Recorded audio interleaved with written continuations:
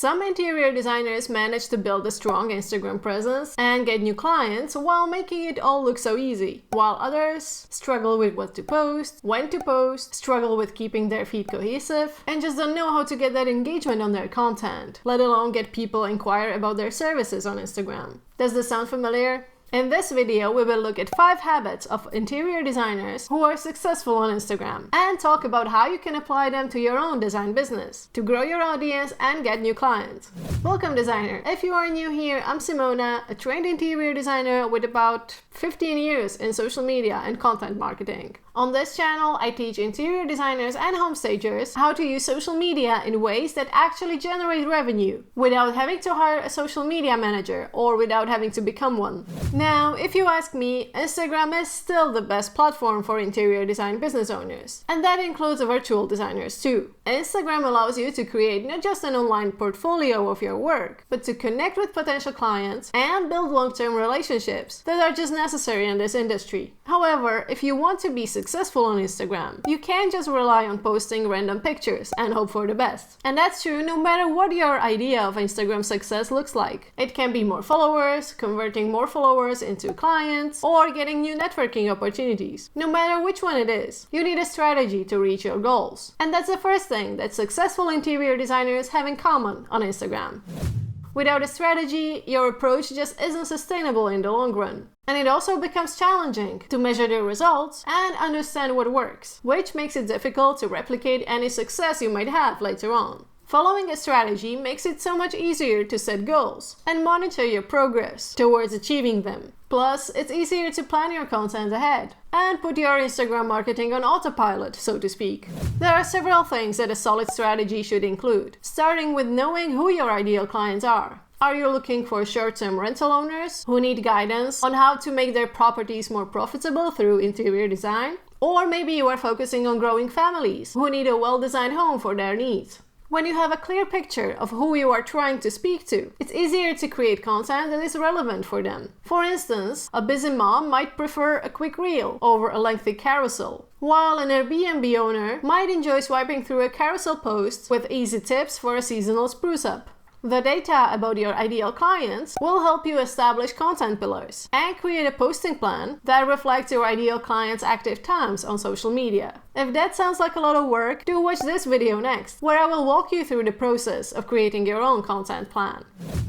Consistent posting is crucial because it has a direct influence on the Instagram algorithm and how often your content gets shown to your followers. In other words, if you only post once in a while, Instagram will not prioritize your content as much as it would for someone who posts consistently and frequently. Also, the more often people see your content, the more likely they are to remember your brand. Now, not everyone has time to be posting daily, and it's not what I would recommend doing either. My preferred way is to plan your content for at least a month ahead and schedule it all in advance, so that all you need to do on Instagram on a daily basis is to respond to any messages or comments or just engage with your audience. I made a video about my own content planning process, but you can also just pick one of the major social media schedulers and create your own planning workflow. Some of the most popular apps include Later, Planoly, or the Creator Studio from Facebook. And even though these are all different tools, the basic scheduling functionality is very similar in all of them, so it doesn't matter that much which one you pick to start. Try one or a couple and get into the habit of using the one that you are most comfortable with. If you look at profiles that are really big on Instagram, like Studio McG, Chris Loves Julia, or Alisa Capito, you will notice 2 things that stand out. Their content is consistent and their feed is cohesive. What I mean by this is that their content not only looks related, but it also reflects their brand in terms of what colors and fonts they use, and even emojis in the captions, if they are using any. If your feed is cohesive, it's easier for your followers to recognize your posts and associate it with your brand. Now, if you want to make sure that your feed looks well put together, you can use some of the schedulers that I already mentioned, like Planoly and Later, which allow you to plan your grid visually. And if you want to create branded posts or those puzzle-like posts, Canva is perfect for that. But don't make the mistake of thinking that a pretty looking feed is all you need to get client leads. That would be way too easy. There is one more ingredient that successful designers add to their recipe for Instagram success. And it's all about providing value. In other words, the reason why someone should care about your content. Sharing valuable content is a great way how to boost engagement long term, as it's more likely that people will want to save or engage with your posts when they find them valuable. And as you may know, having a lot of people saving your posts helps to rank higher on Instagram.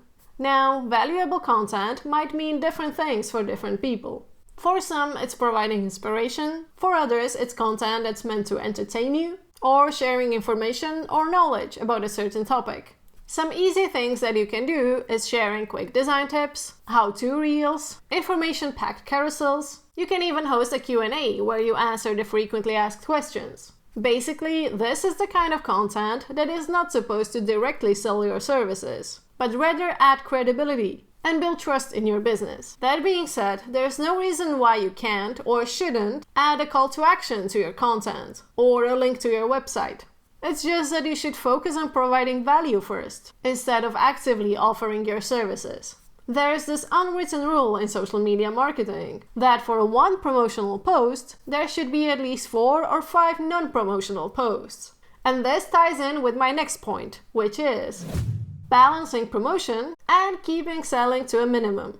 Now, I do agree that promoting your business is important. That's why you are on Instagram after all. However, direct promotion should not be the top priority on your Instagram. In order to convert followers into clients, first you need to gain their trust. And for this, you need to be authentic and relatable instead of acting like a salesman or a saleswoman.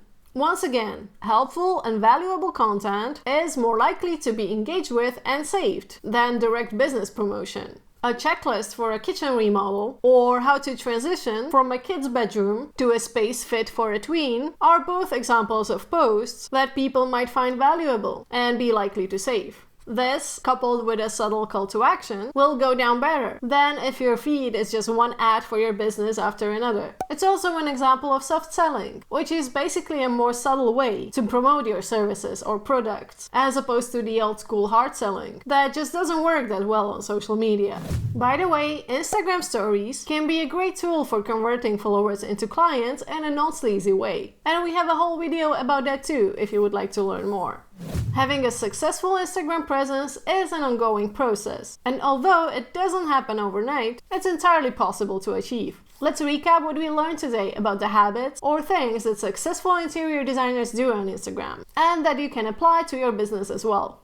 Number 1. Have a strategy. Know who your ideal clients are and align your content with their needs. Number 2. Plan ahead and keep a regular posting schedule. Use social media schedulers to make the process easier. Number 3. Have a cohesive visual theme to your feed. Choose your posts according to your brand, including the fonts and colors, and stick to one visual style. Number 4. Provide value in your content. Establish yourself as a credible source for interior design knowledge to establish trust. And number 5.